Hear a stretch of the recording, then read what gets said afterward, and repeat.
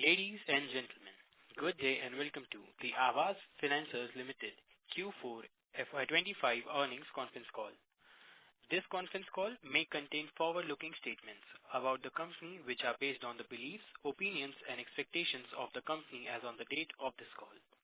These statements are not the guarantees of future performance and involves risks and uncertainties that are difficult to predict. As a reminder, all participant lines will be in the listen-only mode, and there will be an opportunity for you to ask questions after the presentation concludes. Should you need assistance during the conference call, please signal an operator by pressing star, then 0 on your touch-tone phone. Please note that this conference is being recorded. I now hand the conference over to Mr. Rakesh Shinde, Head Investor Relations of AAVAS Financiers Limited. Thank you, and over to you, sir. Good evening, everyone.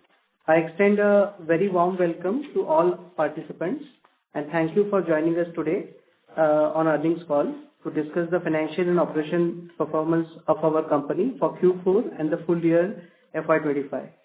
The results and the investor presentation have been uploaded on the stock exchanges and are also available on our company website. I hope you have had a chance to review them. Joining me today is the entire management team of AAVAS. We will begin this call with the opening remarks from our MD, Sachinder Bhinder, CFO, Ghanshyam Rawat, and CRO, Ashutosh Atre. This will be followed by a Q&A session. With that, let me now hand over the call to Sachinder. Over to you, Sachinder.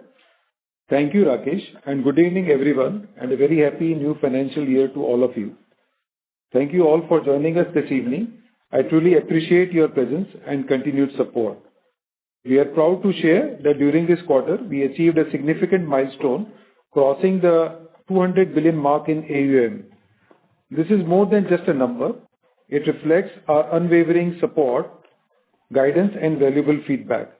It also reinforces our commitment to making affordable housing finance and MSME credit more accessible to thousands of families and businesses across Bharat. Q4 FY25 was marked by strong operational performance.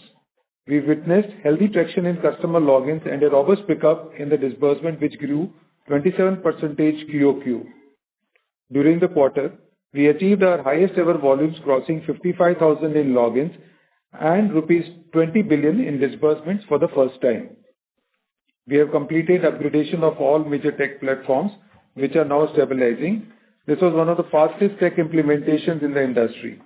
We believe we have set the foundation for sustainable, scalable, and profitable growth. As we step into the new financial year, our focus is clear: to fully leverage the state-of-the-art platforms by strengthening governance, accelerating scale, optimizing cost, and enhancing operational efficiencies across the organization. Ladies and gentlemen, with that preamble, I shall now take you through the quarterly performance and our assessment of the outlook. We have delivered AUM growth of 18% YOY, reaching an AUM of 204 billion. In Q4 FY25, we disbursed loans worth around rupees 20 billion, whereas in FY25, we had disbursed 61.2 billion, a growth of around 10%. Our net profit for FY25 grew by 17% YOY to rupees 5.74 billion. Our net worth continues to compound quarter after quarter at the rate of around 16% YOY. Our calculated spread has improved by 15 weeks sequentially to 5.87 in Q4 FY25. Our reported NIMs expanded by 37 bps during the quarter to 8.11%. Our focus continues to underwrite quality business with risk-adjusted return. As a result, our incremental business yield has gone up by 22 bps in FY25. At the beginning of the financial year, we had guided that we'll bring down OPEX to asset ratio by 25 bps this year. I am happy to report we have delivered a reduction in OPEX to asset ratio by 26 bps YOY to 3.32 in FY25 as a result of our cost optimization strategy. Our asset quality continues to be pristine, with 1+ DPD of less than 4% at 3.39% as of March 25. Our GNPA was 1.08%, down 6 bps QOQ. Credit costs improved further to 15 bps in FY25 versus 16 bps in FY24. We continue to guide credit costs of below 25 basis points on a sustainable basis.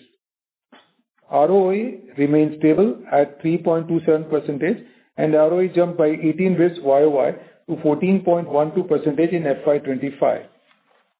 We continue to strengthen our distribution network by opening 30 new branches during the FY25. Going ahead, we aim to accelerate our branch expansion strategy in the first half of FY26.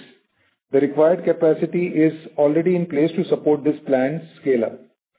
In addition to expanding our branch network, we continue to prioritize value-accretive partnerships that enhance our digital channels, CSC and eMitra ecosystem channel partners, enabling us to tap into new customer segments, particularly new to credit and new to mortgage customers.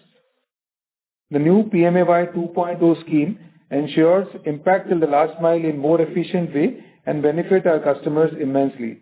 The scheme aligns well with our mission to provide affordable housing finance, and we expect it to drive higher demand in the products, furthering supporting our growth and expansion across Bharat.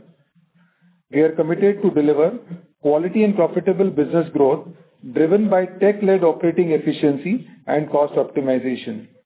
I am confident that with our strong risk management practices, diversified distribution reach, and execution capabilities of our time-tested team, we'll achieve our milestones and deliver value to our stakeholders.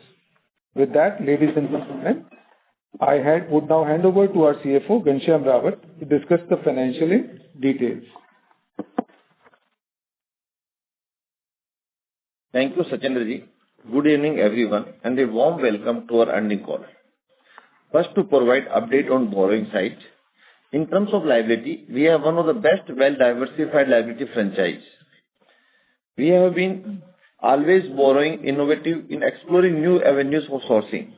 This year also, we raised NCD amounting to rupees 6.3 billion from marquee institutional investors. We will channelize these funds towards retail loans for individuals and the promotion of green home constructions, underscoring our unwavering commitment to sustainable and inclusive development. We continued to borrow judiciously and raised around 61.8 billion rupees at 8.42% for FY25. Our average tenure of borrowing continued to be higher than assets with a positive ALM across the bucket. Total outstanding borrowing as of 31st March 2025 stood at rupees 179 billion. Overall borrowing mix as of 31st March 2025 is 51% from term loans, 25% from assignment, 14% for National Housing Bank refinancing, and 10% for debt capital market. Lender supports continue to remain extremely strong as AAVAS evolve. There is access to diversified and cost-effective long-term financing. We maintain a strong relationship with the development finance institutions. To meet long-term business growth, we have progressed on a co-lending tie-up with the PSU Bank. As of 31st March 2025, we maintain sufficient liquidity in the form of cash and cash equivalents and unavailed CC limit of rupees 16.52 billion and documented unavailed sanction of rupees 13.47 billion. In terms of financial performance, our net profit for Q4 FY25 grew by 8% year-on-year to rupees 1.54 billion, led by robust growth in operating income on account of healthy improvement in operating leverage. During the quarter, our spread moderated by 5 basis points sequentially to 4.89% on account of softening AUM yield by 5 basis points to 13.13%, while our cost of borrowing remained unchanged at 8.24%. We have 36% of our borrowing are linked to EBLR, such as repo rate, T-bill, MIBOR, and 21% linked to 3-month MCLR, which will allow us faster repricing of 56% borrowing in line with the interest rate trend. Our NIM in absolute terms has increased by 14% year-on-year in Q4 FY25 and 13% year-on-year in FY25. Our margin, NIM as a percentage of total assets during Q4 FY25 stood at 8.11% and at 7.64% during FY25. ROA for the quarter stood at 3.37% in Q4 FY25, whereas ROE at 14.4% in Q4 FY25. We are well capitalized with a net worth of rupees 43.61 billion and CAR at 44.5%. The total number of live accounts stood at 246,000 plus, translating into 13% year-on-year growth. Now I would like to hand over the line to our CRO, Mr. Ashutosh Atre, to discuss asset quality. Thank you, Ghanshyamji. Good evening, everyone. I am pleased to share the key portfolio risk parameters with you. Asset quality and provisioning. AAVAS is strongly positioned to continue delivering industry-leading asset quality. Our asset quality remains within the guided range with 1 day plus of past due, well below 5% at 3.39% in Q4 FY25. And gross stage 3 and net stage 3 under 1.25% stood at 1.08% and 0.73% respectively. In terms of geography, average 1 plus DPD and GNPA in our vintage states remained within 4% and 1.25% of AUM respectively, whereas other emerging states 1 DPD and GNPA remained well below 3% and 1% of AUM respectively.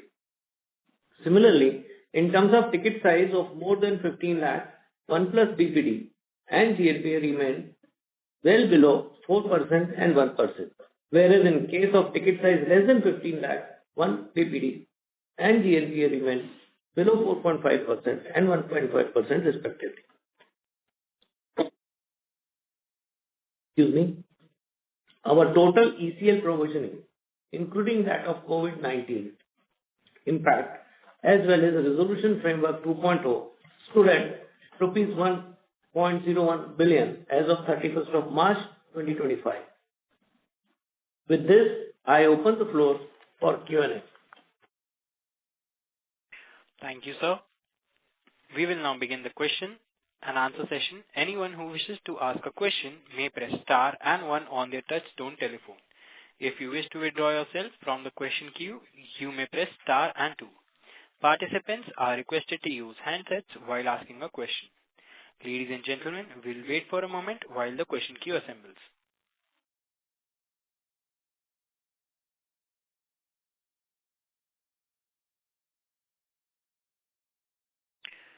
We have our first question from the line of Renish from ICICI. Please go ahead. Yeah, hi sir. Congrats on a good set of numbers. Sir, just 2 questions from my side. One on the asset yields. So sir, when we look at the asset yields, it has been static around, very narrow range between 13.1 to 13.15 for last 10 quarters, despite we being increasing PLR rates, etc. And now, since we are entering easing rate cycle and having the 70% floating rate book, how do you see asset yields settling in near term? And also, as you have been highlighting since, past many quarters about changing sourcing strategy with more focus on small ticket loan, moving to risk-based pricing, etc. When do you see this, sort of reflecting in yields and ultimately we reaching 5% spread? Thanks, Renish. I think as earlier guided by us, our constant endeavor has to increase the disbursement yields, and that also structurally by really looking at the risk-adjusted returns. As we have shared that over the last 1 year, we've increased by around 22 pips. And I think it's about more the segment rather than the play out on the interest rates which is there.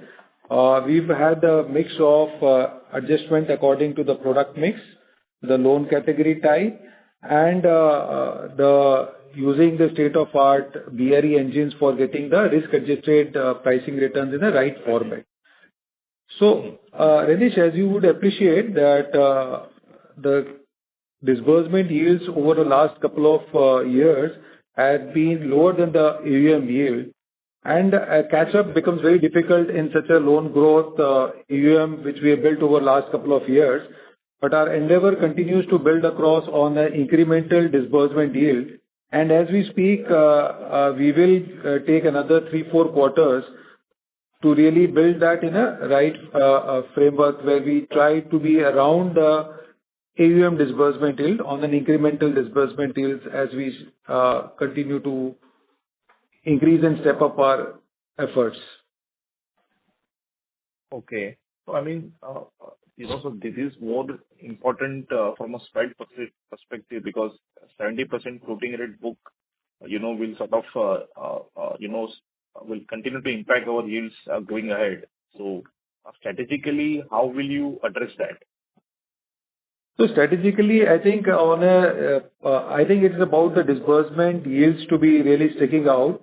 I think that will actually help across the spreads where in the falling rate interest scenario, it's about whether we'll be able to source the customer at that interest rate. The answer is yes. As a team, as management, we are fully confident about the fact of our disbursement yields, so to say. So I think in that, even in the falling rate scenario, as you speak, Renish, the lowering of the cost of borrowings, we will continue to build our disbursement yield, as I spoke across on 3 parameters. One is the product type. Second is the product segment. When we say product segment is less than 10 lakhs. Currently at around 32-33%, an inch up of around 3% really gets the metrics right for us. Renish, what Sachindra ji said, our entire loan book, which is 70% of the floating rate, is linked to our PLR basically. And our PLR is dependent on our cost of borrowing. If we see cost of borrowing also 70% liability is on floating rate. Out of that, 56% is a floating rate which is linked to repo link, TP link and less than 3-month MCLR. And the remaining 20% is linked to 6 to 1 month or 1 year MCLR. So as we have a positive impact on cost of borrowing, then it will be, let's say, will pass on the floating rate asset side basically. So we don't think in a falling market scenario, there will be any negative impact on the spread. In the past also we have seen, it always helps to protect some spread. Okay. So maybe just a follow-up on that concern, sir. So I know, as you rightly said, our maybe on a blended basis, 25 to 30% borrowing is linked to EBLR and maybe 3-month MCLR. So when we look at the 50 basis point of repo rate cut and when we look at the cost of borrowing, it remains static on sequential basis. So I'm just wondering why, the rate cut is not reflecting on cost of borrowing, let's say even a 5 basis point. Yeah, let's say in the first quarter, in the quarter 4, we see only 25 basis point repo cut. My repo borrowing all immediately got impacted in the positive manner. In the next month, the reset came in the month of April. We have seen a positive impact there in that. MCLR is the bank yet to reduce in this quarter. They will start to reflect the interest rate scenario in this quarter. So we are very confident in going forward. It will have a very positive trajectory on cost of borrowing side. Okay, got it. And just last question on staff cost. We have seen a sharp increase of more than 20% sequentially. So anything specific to read into this? See, Renish, if you look at it, we have increased 30 branches during the year. The last 25 branches got operational in quarter 4. So that is the one which has increased branch strength, the consequent employee deployment in those branches. And going forward, we are trying now to get front loading of the branches in H1. So it's more to do with resource and capacity planning for the branches which we opened. Got it. So nothing one-off or nothing any... No, Renish. I think whatever you see, OPEX increase, including manpower cost increase in the quarter 4 is an investment in the company for the take care of future growth in the company. It's the manpower, in the expansion of the branches, 2 are the measure. But third, importantly, in this quarter, business has grown by around 30% from quarter to quarter 4, which has a variable cost, which the variable cost is linked to the business growth. Sales team incentive and other variable expenses. Yeah. Got it. Got it, sir. Okay. Thank you and best of luck, sir. Thanks, Dinesh. Thank you. We have our next question from the line of Shreya Shivani from CLSA. Please go ahead. Yeah, hi. Thank you for the opportunity and congratulations on a good set of numbers. My first question is, if you see your stage 3 provision coverage, incrementally it has been rising and this time it was above 32%. So how to look at it? Where should this number stabilize? Or some maths if you can help us understand on this number. My second question is, usually in your fourth quarter, you have a negative net slippage. Either your gross slippages are lower or you have better recoveries which come through. This time, I know it's not a big positive number. It's still an improvement QOQ, but it is still it's not a negative number. So am I missing something over here, or has some recoveries not come through, or something has happened on that front? These are my two questions. Thank you. Thanks for that questions. First, I'm taking a slippage part. You refer our stage 1, we have shown a good amount of improvement, which is coming less than 4%. Our guidance is 5%, which gives us a confidence that in another 1 or 2 quarters, we will come back to less than 1% of our gross NPA. We are confident. I think nothing too much read out of that in overall gross NPA level. That's one part. Second piece, your stage 3 increase in the provision. As I mentioned in the last quarter CONCALL, we have moved to new system. Bolt-on is an international level computation of probability of default and ECL methodology, in which now we moved two important changes we made in the system. Now the new system take care of every month slippages, roll back and roll forward. Earlier is due to point of time basically. Secondly, economic changes in the behavior, changes in the economic scenario basically. This also got factored in the systems. So after putting those two factors in the system, last quarter also it increased little bit. Our balance has increased as made in the March 25 in this quarter. Going forward, we see it will remain in the same range of 32-33% of a stage 3 as a provision requirement. Correct. So okay, yeah, that is correct. You had changed the ECL methodology in 3Q. So going ahead on, it should be at 33, 34. Did you say level? Yeah. Somewhere between you can take somewhere between 30 to 34%. Okay. Yeah, that is useful. Thank you so much for answering. Thank you. Thank you. The next question is from the line of Shweta from Elara Capital. Please go ahead. Thank you, sir, for the opportunity. It's a couple of questions. So now that we are 20,000 odd crores of overall AUM, and you also fleetingly mentioned in opening remarks about scalability focus. So definitely it's presumed that scalability challenges sort of pan out above 200 odd billion AUM. But then if I look at, and the larger part of scalability is determined by branch expansion network. But if I look at new branches that were opened for the whole of FY25, they were largely concentrated or rather fully concentrated in your existing states. Whereas you had mentioned earlier that there will be focus also on entering into newer territories, and I think that would be the way forward for achieving further scalability. So if you can elaborate on that. Second is, have we benefited more from securitization volumes as far as margins are concerned? Because that run rate quarterly basis is only climbing. And third question is, how is the MSME scenario sort of panning out? Because I remember the micro SME. Because I remember last quarter you sort of had mentioned some cautious, you made a cautious commentary that you're monitoring trends and there has been strain on macros per se. And you mentioned you have stayed guarded.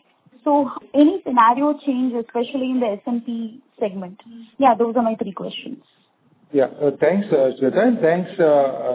I think it's a great one to have crossed 20,000 for AUM. So as we build, focus is on risk-adjusted returns. And on the expansion side, when Shweta you highlighted, In the quarter four, it was within the existing states. Even within the existing states, if you look at it, it was 10 plus branches in Karnataka.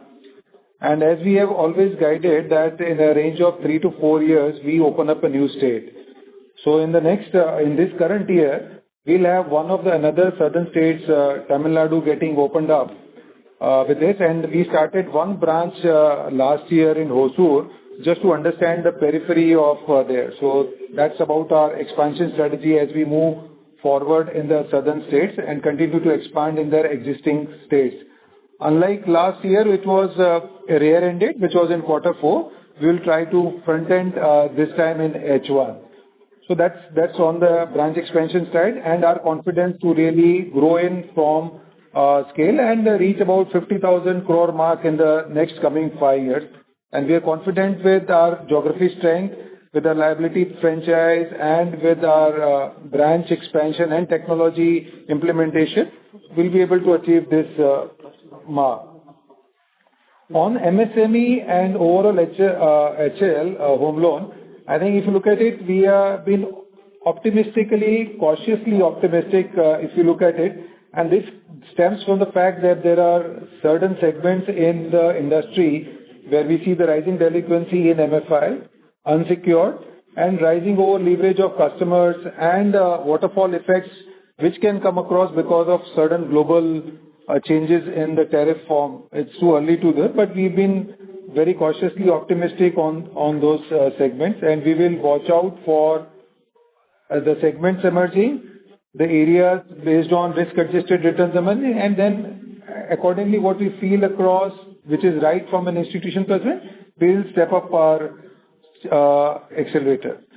The case in point, as we highlighted, that in the last quarter, we were at 55 overall logins, 55,000. But if you look at it, we had taken a cautious stance of looking at the underwriting perspective, tighten our credit controls, tighten the segments.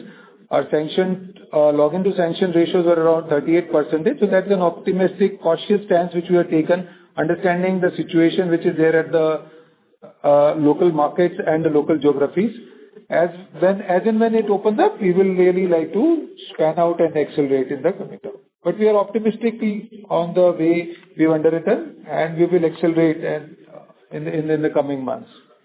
On the third question which you had, Shweta, Ghanshyamji will answer. Shweta, assignment is one of the important funding tool. Whenever we have opportune time in pricing, we do assignment. Since it helps greatly in the ALM management because the entire tenor, all loans are assigned to the banks. If you see in full year basis, last year we have a net upfronting and unwinding net was 43 crore rupees. This year it is a 46 crore rupees. Just 8-9% increase in overall basis on a full year basis, whereas our total income, interest income has grown almost at 18 to 20%.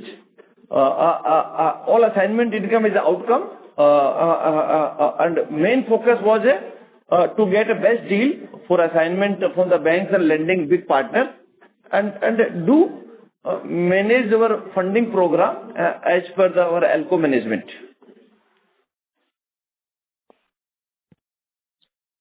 Okay, sure. Thank you and best luck. Thanks, Shweta. Thanks. Thank you. We have our next question from the line of Raghav Garg from Ambit Capital. Please go ahead. Sir, hi. Good evening and congrats on this quarter's results. I have 3 questions. One is your home loan disbursements for the quarter are about 3% lower compared to last year. Why is that the case? Is it because you've tightened your underwriting criteria? If that's the case, then can you indicate to what extent have your approval ratios come down? That's my first question. Yeah, thanks, Raghav. So as I was talking, that despite the logins being at 55,000, our conventional login to sanction ratio, which was hovering around 42%, for the quarter it was at around 38%. So this translated into a lower disbursement despite the fact that we had a right income. And as we said that looking at the scenario which is emerging, we were cautiously optimistic what to underwrite in the segments which we serve. And on your part of HL growth, there has been a growth of around more than 5% on the full year basis, what you were referring. So I think that little. So if you're referring. Sir, I was referring to for the quarter, I was referring to. Quarter. Yeah, so yeah, got it. So we continue to trend in a way which is cautiously optimistic, considering that as you are fully aware about the local scenarios in the geographies and the rising delinquencies in the MFI, we are cautiously optimistic. So we'll continue to trend in that range, and we continue with our endeavor to be around 20% of AUM. That would be our endeavor in the coming time. Understood. So, sir, that brings me to my second question. I think this has been partly answered previously. In last 6-7 years, barring COVID year, you've usually seen net recoveries in the fourth quarter, but this time there was a slippage, a minor one. Also, when you look at the stock of GNPA in fourth quarter, it's usually lower by about 5-10% quarter-on-quarter versus 3Q. This time it's actually marginally up. Can you please talk if there are any collection issues or repayment issues which you are facing, or maybe at the industry level, and for what reason? As I explained earlier, our bouncing trend is in control. It's similar to what we see earlier. And our one-day past due is already came down to less than 4%, which give us a confidence that our rollback of NPA will happen in next 1 to 2 quarters. We didn't see any challenge in any particular state. It's almost a similar behavior in all across the states. And we are very confident it will come back to less than 1% in the next 1 to 2 quarters. Understood. Sir, my last question on funding costs. So incrementally, I think you're raising at 8.5% versus book cost of about 8.2%. I'm also considering that 70% of the assets are floating rate now. Do you think that incremental cost being higher than book cost and yields coming down because of the repo rate cuts, your spreads could decline further from here on, from 8.9%? Incremental cost because last year was interest rising scenario in which fresh borrowing cost was definitely higher than my own book, let's say older liability book, which we have seen in the till quarter 4. But we are seeing and observing this trend will get changed in the coming quarters, where the new borrowing will be par or lesser than my total liability book.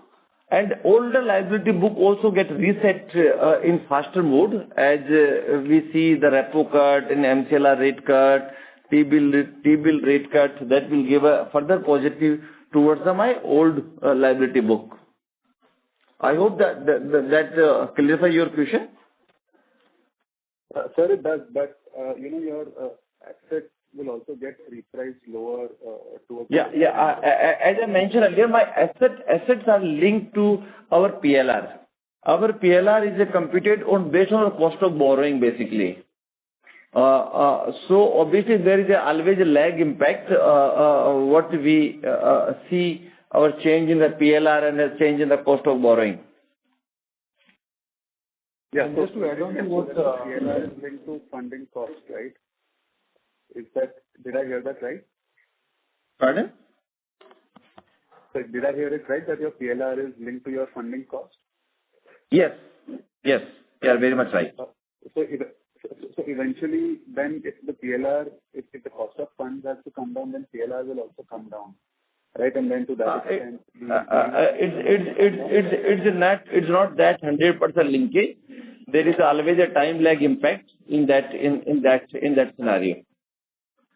See, Raghav, there are 2 points. One is the time lag impact which Ghanshyamji was referring, and secondly is the disbursement yields with which you underwrite the business. I think in the earlier conversation also I guided that we will continue to hold on to our disbursement yield despite in a lowering rate scenario, and that is on account of structural adjustments on the product type and the product segment per se. As we speak about less than 15 lakh, less than 10 lakhs, where you have the yields which are not so interest sensitive, but it is about how you underwrite and how you manage the risk out on with the risk adjusted returns.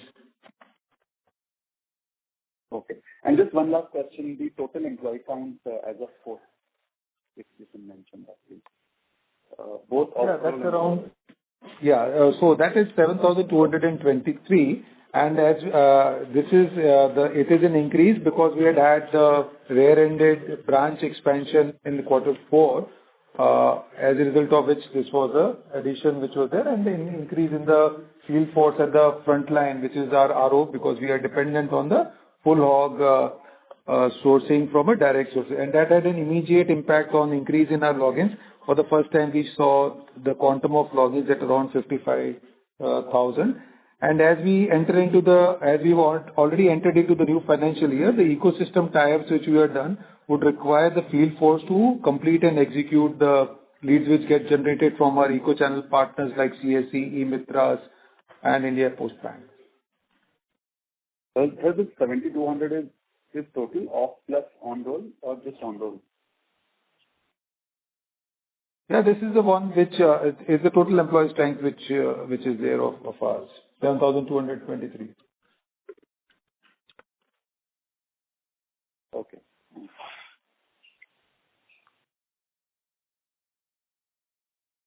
Thank you. We have our next question from the line of Nischint Chawate from Kotak Institutional Equities. Please go ahead. Yeah, hi. Just wanted to get a little bit of a sense on, growth trajectory. This time we have kind of come off a little bit, versus the 20% growth guidance that we have been talking about. So, how should we see the trend in disbursements and loan growth going forward? So, Nischint, it was in the quarter 4, we continue to guide around 20% of the growth. I understand there's a certain amount of slippage which is there from a growth perspective on the AUM. It is about 125 crores short to reach that kind of level.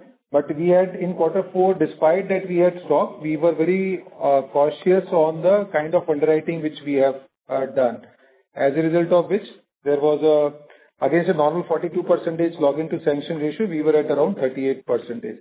So as we stepped into the new financial year, we are confident with the increase in the kind of logins and improvement in certain areas where the geographies and overall credit behavior will show off. We'll be able to accelerate our path in this financial year in the coming quarters actually.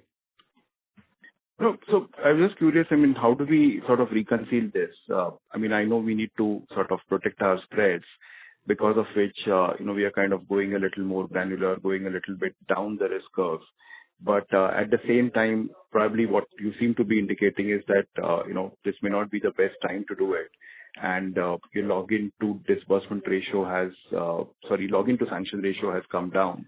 And arguably, if you kind of continue to go down the curve or go down lower tickets, this ratio will kind of remain low or maybe come off as well. So, how do we really reconcile, the conflict between growth and margins?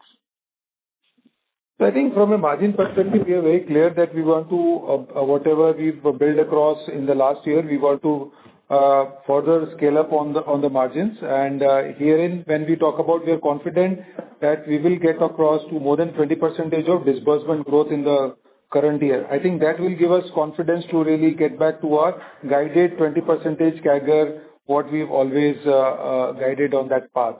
Again, in that, Nischint, it is about the product segments which we are focusing on. So I think the learning experience which you got in the last year will actually reflect across in getting the quality and getting the customer type right, which was there, which we've learned in the last 1 year. So we are confident based on our underwriting practices, our distribution strategy, and our incoming input which is there, which will be more refined, giving us confidence of growth of around 20% plus on the disbursement, finally enabling on the AUM growth on the guided path of 20%. And finally, quite a few of your peers have focused on fee income, insurance distribution, etc. So do we see any of those levers that you will be working on? So we will be from a customer perspective on a fair practice code, and what is right for the customer, we will continue to do and play out on that, which is rightfully securing the customer from a perspective of credit insurance in case of any eventuality. The financial burden of paying the EMIs does not dovetail on the customer. So certain part of the fee income really gives a little spike when you are there in the less than 10 lakh, less than 15 lakh income for sure. So we will try and push what is right for us from a fee income perspective, and insurance coverage, which covers the credit insurance for the customer more from a protection perspective rather than being a pure revenue source. Sure. So fair to say that fee income and other income kind of broadly grows in line with loan growth. Yeah. And secondly, the ones which we've invested in the new states and the last couple of branches and the last Q4, which was like rear-ended, 24 of them which came across in the Q4, which will start firing in this year. So those are rear-ended, Nischint. So there also we expect that a growth to really coming from the additional 30 in the last year, but Q4 was 24. So that also will help us to really build the disbursement and the growth momentum. Got it. Thank you very much and all the best. Thanks, Nish. Thank you. We have our next question from the line of Abhijit Tebrewal from Motilal Oswal. Please go ahead. Yeah, good evening and thank you for taking my question. So I'm just kind of circling back to the provision cover that we have increased in this quarter. For a long time, I mean, this number used to be in that range of, I would say, 27 to 30% thereabouts, right? And while we did share that we have changed the methodology. But my question here is today, when we look at the large housing finance companies who are predominantly operating in the prime segment, they are all maintaining provision covers of, I would say, 40 to 55, some of them even 60%. While if I look at all the affordable housing finance companies, most of them have until let's say last quarter, even you had provision cover of about 30%. So today, I mean, I see provision covers of about 25 to 30%, and now with this change in methodology, it's increased to about 32%. Do you think there is a case that over the course of time, you as well as all your affordable housing finance peers will have to increase their provision covers towards that 40, 45, 50%? No, Abhijit, this is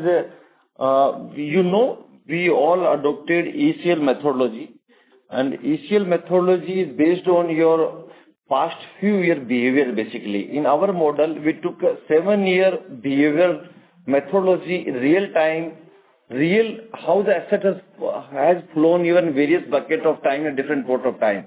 When asset become NPA, how much the days it takes to roll back as a standard asset, how much time take to close that asset basically. What loss we make and when we recover that asset basically. And always also we get considered net present value of a time value also got factored in this value in this loss report basically. So it's based on individual each company. Last 7-8 years our behavior of book didn't show more than this result. We already built in, and we don't see it going to be, let's say, any major change we're going to see. Based on behavior, we are confident it will remain between 32 to 34%, somewhere of my NPA provisioning, and on overall basis, it will remain somewhere like overall today we are at 0.66%. It will remain less than 0.7%. Got it, Ghanshyamji. Thank you. Now, the second question that I had is, I mean, if I look at, the runoff in the book looks slightly elevated, while you did acknowledge that there is an endeavor to maintain the disbursement yields by strategizing on the product type, the product segment. Just trying to understand, I mean, having seen already 2 rate cuts, maybe a third one in the offing in the near term, has anything changed in terms of aggression of your HFC peers or PSU banks, which would warrant that maybe going forward there could be either higher BT pressure or pressure on yields to retain customers? So I think there are 2 parts to it. One part is that in the segments which we serve, we do not have PSU and others really competing in. As we speak, we are around 20% of new to credit and 92% is new to mortgage customers. So I think from a segment perspective, from a competition perspective and the market perspective, the PSUs and the bigger range housing finance companies do not really compete in the segments. That's one. Second is the segments which we serve have an average EMI range of 12,500 and an average ticket size of 11.45 to 11.75 lakhs. In that, a marginal increase in the EMI doesn't have such a big bearing cost when it comes to the rate increase or being so much of interest sensitive in the segments which we serve. Thirdly, from a perspective of having already been there on the rate cycle and the yields which are already low, I think the chances of probability of the BT actually reduces. That's one.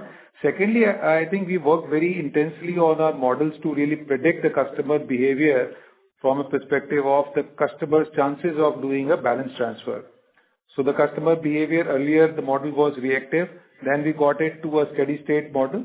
Now it is proactive, really giving us a 30 to 60-day period before the customer really thinks about looking at a BT. As a result of which, if you look at our BT outs have been steady and not gone beyond 6%. So in that case, what is resulting in the higher runoff in the book? I think there may be some gap. Otherwise, overall basis, if we see runoff last year was 17.2% of our opening AUM. This year also it is 17.4% of opening AUM. I don't think so. Is there any change in obviously assets getting older? So normal EMI. In EMI, the principal component increases. Beyond that, we didn't see any change in our prepayment behavior in overall book. Got it, Krishan. And then the last question that I had, while we already discussed a lot on spreads, I'm just trying to understand going forward. I mean, are we going to work with the base case spreads of 5%, or is there at least an internal target to increase it further in the coming quarters and years? Our first target and our efforts are there to go back to 5% plus spread. That we are working around that. As Sachinderji mentioned, our disbursement yield has already got improved 25 basis points. We are making continuous efforts there to increase our disbursement yield. And Abhijit, you are doing analyst of this space for last so many years, and you will appreciate that in AAVAS also, if you refer my earlier falling market interest rate scenario, in which in 2019 we were at a 5% spread. When interest rate falling market, we able to have a increase spread of 50 basis points. I'm not confirming, I'm not committing this. The same behavior will be in the coming year falling market, but generally it gives a positive impact on the spreads that we want to mention. Got it. Yes, sir. That is very appreciated. Thank you so much, Krishanji. That's all from me. Thank you. Thanks, Abhijit. Thanks, sir. Thank you. We have our next question from the line of Yash from Citigroup. Please go ahead. Oh, hi, sir. Thanks for the opportunity. Sir, on the login to sanction ratio, which you mentioned, which is, come down from the 42% to 38% level. So any specific geographies contributing to it, and what trends or indicators would suggest it, normalizing up to, say, maybe to 40% in couple of quarters or something like that? So on this, yes, these are a couple of states which are in the western part of India, specifically where we see this. and some part where we were cautious on the MFI kind of exposure and where we see the over-leveraging happening. So I think these are the broad segments and the states where we felt that it is the time to really to look at it, what is right to be underwritten with the risk-adjusted returns. So as we move into the coming months, when we see the behavior to be right, we will accelerate and we will step up. Okay. Got it, sir. And so on the margins front again, just to check, so only about 36% of the book is linked to repo, which would have faster repricing, but fair to assume the other rest of the almost 50% book will take, there would be some time lag and margins could be under pressure in 1H because of the time lag and eventually catch up. Yeah. Your assessment is looks okay. But we have almost 40% borrowing, 50% borrowing. In fact, 56% borrowing is linked to repo link, T-bill link, 3-month MCLR, where we see faster impact, and then remaining borrowings will eventually, when banks will start to translate repo cut in their MCLR cut, will have a positive impact on us.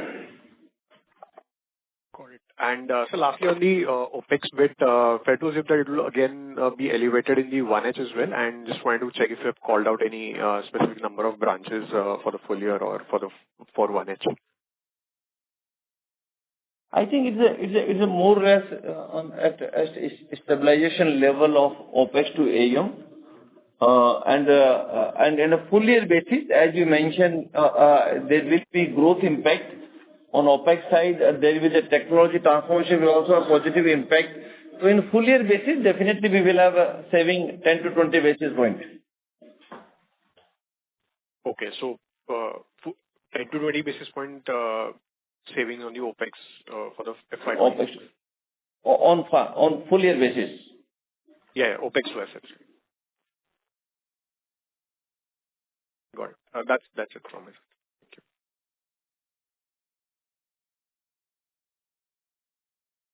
Thank you. We have our next question from the line of Kushan Parikh from Morgan Stanley. Please go ahead. Thanks for taking my question. This is more on, again, the margins. Just wanted to understand what is the current differential between the disbursement yields and the book yields. And also, I mean, I understand that we'll probably bridge this gap in the next 3 to 4 quarters, but is there a strategy to increase the disbursement yield over the book yield? And I mean, what would our threshold be? I mean, will we just look for 5% plus kind of spreads, or can we go even higher than that? So there are two parts to it. We continued our approach to increase our disbursement yield, and as we spoke, we increased by 22 bps in the current year. Again, this is a mix of both risk-adjusted returns on the product segment, the customer type. When I talk about less than 10 lakhs, less than 15 lakhs, that's where we are trying to step up, where you get risk-adjusted returns at a higher rate. So the inch up on the disbursement yields really to help us to get to a level where we will be nearing our AUM yield. That's been guided, and our endeavor is there, and we've seen that marginal increase by about 25 bips actually happening this year. Now this is aided by, again, we talked about that certain of our BRE related stuff where we are able to get the pricing risk right based on the customer type and the risk which we are underwriting.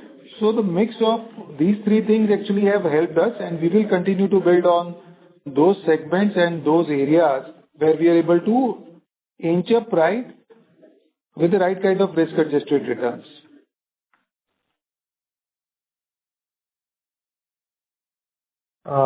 Understood. So that should mean that these spreads will continue to increase even beyond 5%, or probably the mix will be stabilized at around the 5% threshold.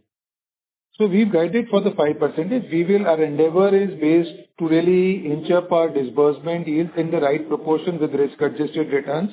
Any fallout or any momentum which we get because of cost of borrowing would be an added advantage, which will be there, as what earlier Ghanshyamji talked about in the falling rate interest scenario.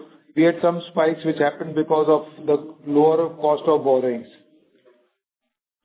Understood. Okay, thank you. That's all. That was my question. Yeah, thanks. Thank you. We'll take our last question from the line of Rajiv Mehta from Yes Securities. Please go ahead. Yeah. Hi, good evening. Just a couple of things. Sir, you spoke about incremental business yield being higher 22 basis point in FY25 versus previous year. But this will also have a product mix, benefit in play. So if I were to ask you about incremental business yield in pure home loan, how much has that improved in FY25 versus, say, FY24? I think sequentially on the different product mix, the product type, we had an inch up. So this average out to really increasing in the overall yield. So it was around 17 bits if I have to talk about on a normal HL portion, which had an increase in that. Yeah. So the mix, the one is the mix, and second is about the incremental increase in the segments of HL, which really helped us to get the yields up. Correct.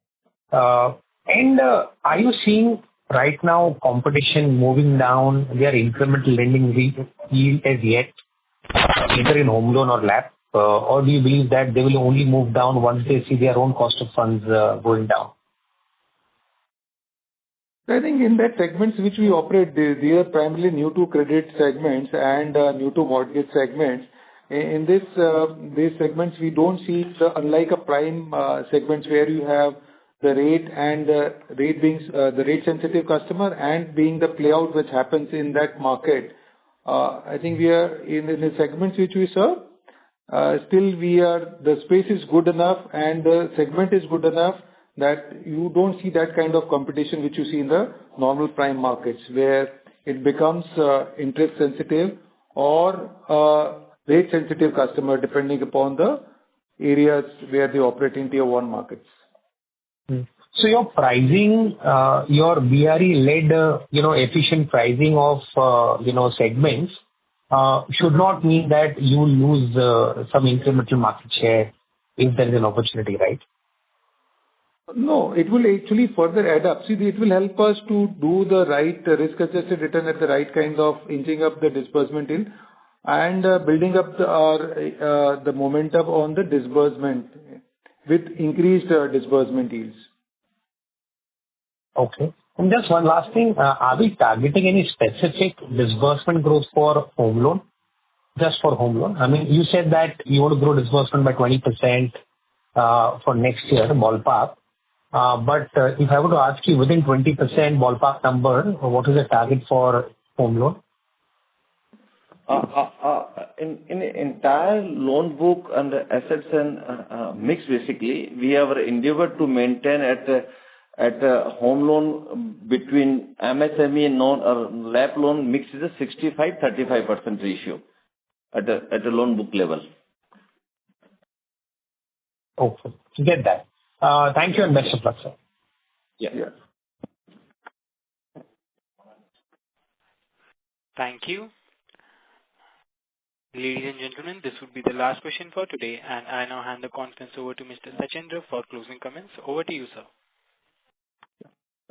Ladies and gentlemen, as we conclude today's earnings call, I want to express my heartfelt gratitude to each one of you for your participation and engagement.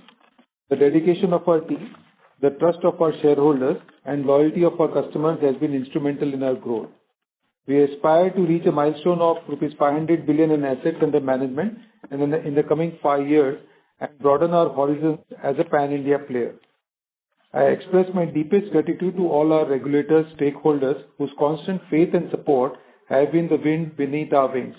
We remain optimistic about the future and are confident that our strategic initiatives will continue to drive sustainable growth and shareholder value. If you have any further questions or require additional information, please feel free to reach out to Rakesh, our Head of Investor Relations. Thanks. God bless. Thank you, sir. On behalf of AAVAS Financiers Limited, that concludes this conference. Thank you for joining us, and you may now disconnect your lines.